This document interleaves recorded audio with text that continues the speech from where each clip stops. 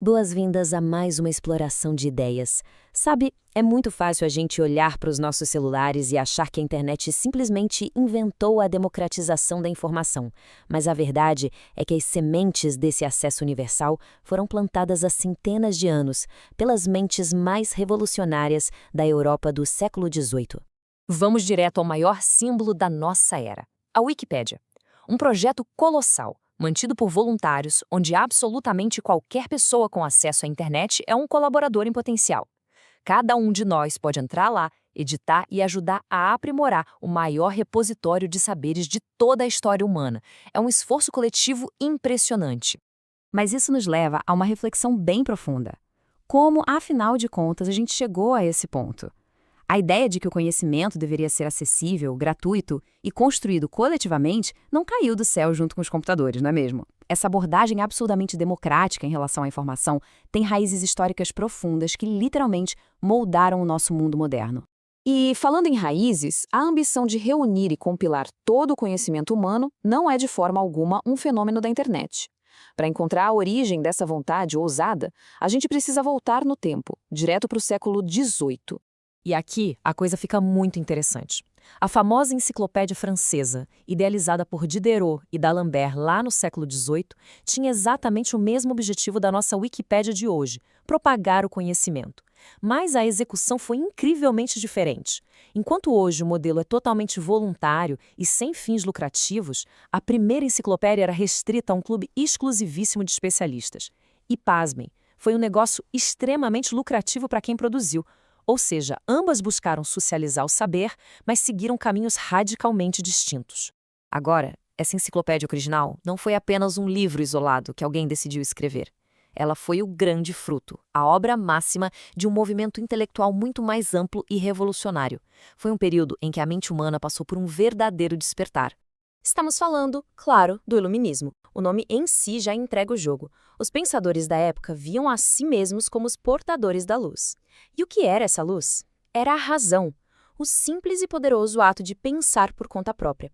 Eles acreditavam que a humanidade estava presa nas trevas da ignorância, seguindo cegamente tradições e fanatismos. O Iluminismo propôs uma regra clara. Devemos duvidar de tudo que é aceito só porque sempre foi assim ou porque alguma autoridade mandou. E se a gente olhar para as artes da época, essa mentalidade fica muito clara. O conhecimento era visto literalmente como uma arma. Essa imagem fantástica de 1793 mostra a liberdade em pessoa, empunhando o cetro da razão e lançando raios violentos para destruir as sombras da ignorância e do fanatismo. Pensar livremente se tornou a maior arma contra o atraso. Naturalmente, quando uma sociedade começa a ter esse nível de independência mental e a buscar a verdade através da lógica, o que acontece? Um baita de um choque de realidade. Não dava para questionar as regras da natureza sem em seguida questionar as regras de quem mandava no mundo. E quem mandava era o chamado Antigo Regime.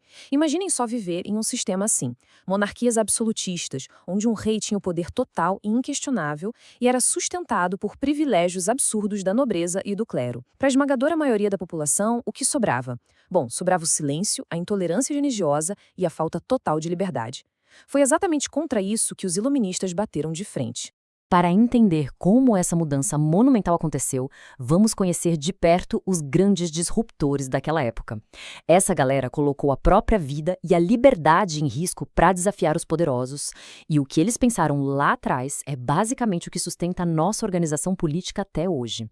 Um dos grandes pioneiros foi o inglês John Locke. Ele lançou uma ideia que, para o século XVII, era perigosamente ousada.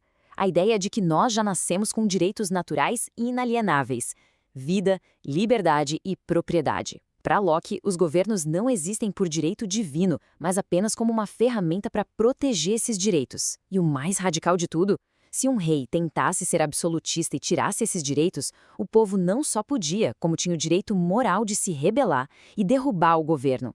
Depois temos o francês Voltaire. E olha, a vida desse cara foi uma verdadeira aventura de rebeldia. Ele criticava a monarquia absolutista e o fanatismo da igreja com tanta ironia que acabou sendo preso na famosa Bastilha 2 vezes. Para não ser preso de novo, ele teve que fugir para a Inglaterra.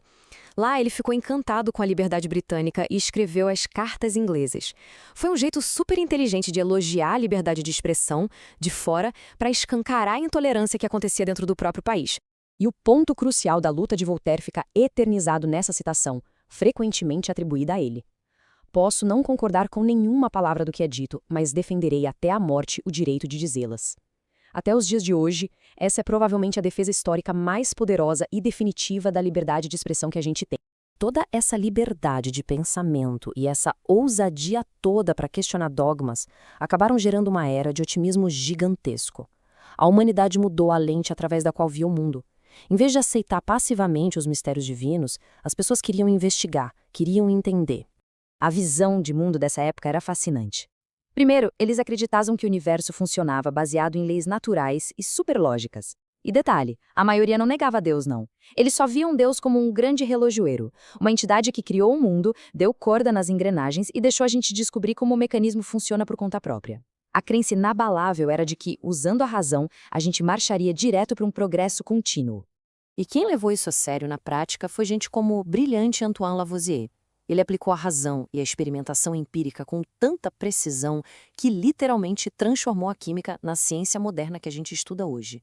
Era o triunfo absoluto da racionalidade, gerando avanços práticos que mudaram o mundo. O que, no fim das contas, nos traz de volta ao nosso ponto de partida. Para os idealizadores da primeira enciclopédia, o acesso à informação levava inevitavelmente ao progresso e à felicidade. Hoje, com a Wikipédia no bolso de cada um de nós, o grande sonho do conhecimento livre de Diderot e Voltaire basicamente virou realidade. Mas, será que aquela crença otimista dele se confirmou? Ter a informação na ponta dos dedos garante por si só uma humanidade mais feliz e esclarecida? É uma provocação incrível para a gente levar adiante. Muito obrigado por acompanhar essa análise e até a próxima.